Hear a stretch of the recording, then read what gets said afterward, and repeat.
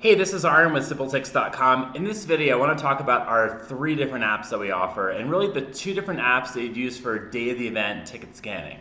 So the three apps that we have at SimpleTix are SimpleTix Attendee. That is just for your attendees. It's an easy way that they can download, and they can have all their tickets on their phone. So even if they're offline, they still have their tickets. And if they have an Apple device, they can save the tickets to their passbook when they have that app installed. So it's really handy. But in our video today, we'll focus on two other apps. One is called Event Organizer.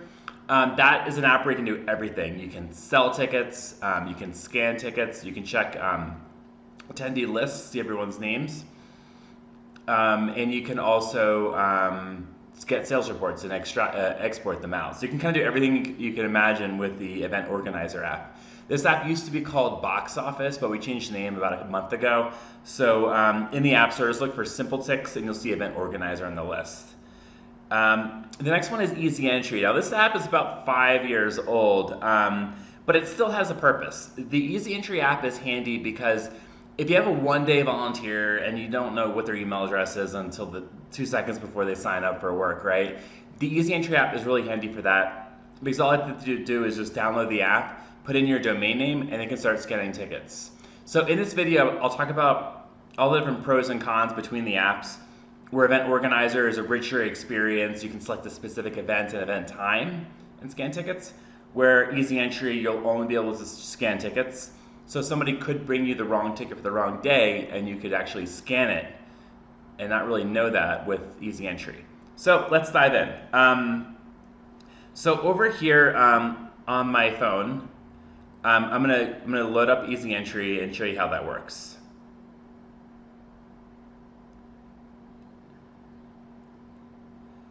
All right, so I have Easy Entry open right now. The very first thing you do is go over to your settings area, put in your domain name. I'm gonna switch gears here and put it in a different site. So never paste it in, instead slowly type it in.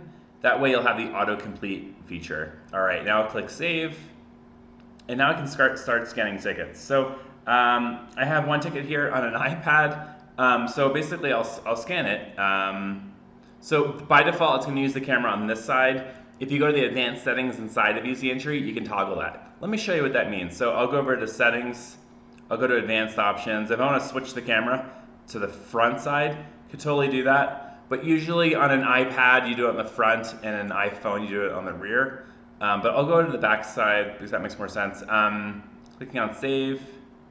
All right, so let's scan our first ticket. So I'm just gonna scan the ticket right now. And it says it's admitted. It doesn't tell me the date or the time, it just says admitted. So at this point, if you're using Easy Entry, your staff would, and you have a multi-day event, your staff is gonna wanna take a look at the ticket as they're scanning it to check the date. Where they might say, oh, sorry ma'am, can you give me the ticket for Friday or Saturday because today's currently, the wrong day. They'll want to do that. So if you have some volunteers that might get a bit lazy and they might skip that, you might run into some issues there. So that's really Easy Entry. You basically just type in the domain name over here. You can give your device a name if you'd like to. That way you know which ticket scanner scan what ticket. Totally optional. And you hit click Save, and you can start scanning tickets. Now if you scan the same ticket twice, what happens? You'll get an error message saying already admitted. And regardless of if it's a paper ticket, an Apple Passbook ticket, any type of ticket they have, it doesn't matter. If they bring in that's the same ticket, we'll know. So if it gets mixed and matched, or somebody puts their ticket on Instagram and people start bringing it in, we'll catch it. Don't worry. So that was Easy Entry. Okay, so now let's talk about the Event Organizer app. So I have the Event Organizer app open right now. This requires a login. So you'll maybe want like one common username and password for all your staff. Best case scenario, every single staff member has their own username and password. You can create them in the manager panel of your SimpleTix website under settings and users, and you can invite them. Only issues you have there is one person never checks their email. They're not going to get the invite. So keep that in mind. If someone takes action, they can accept that invite and become a user, so they can log into this. But if they don't accept the invite, they're probably going to need to use Easy Entry or just get like a generic username and password that you create for everyone. All right, so the username goes in, the password goes in, and you type in your domain name. Again, just like easy entry, you want to not paste it. You'll want to type it in slowly. That way the autocomplete will be popping up for you. All right, so I click login. Unlike easy entry, you actually get a list of all the events, which is really nice. So if you have a one-day event with only just one date, one time, kind of unnecessary. But if you have an event that occurs multiple dates, like one basketball game that's Friday, Saturday, and Sunday, this is kind of important. Let's go with Ghostbusters here. So just like Friday, Saturday, Sunday, like you mentioned before. So when you click admit, you can start scanning people in or looking them up by name. So the little green thing on the side here, that means they are already admitted. If you want to unadmit somebody, just draw from right to left with your finger, and you can unadmit somebody. Now let's scan a ticket. So I have a ticket in front of me right now. I'll go ahead and scan it. And it's invalid because I already scanned it. So let me scan a different ticket. Now it's valid. And I'll just scan it again. You'll see the error message. Already admitted. So you can see the two that were admitted over here. Now let me try scanning a ticket for a different day. So for example, the very first ticket here is on the 15th. You can see, yeah, I'll show it to you on the 15th. It says the 15th here, but I'm only scanning on the 14th. So it says right here, this ticket is not for this event time. That is really key. So if you ever get that message saying this ticket is not for this event time, it's not for this event time.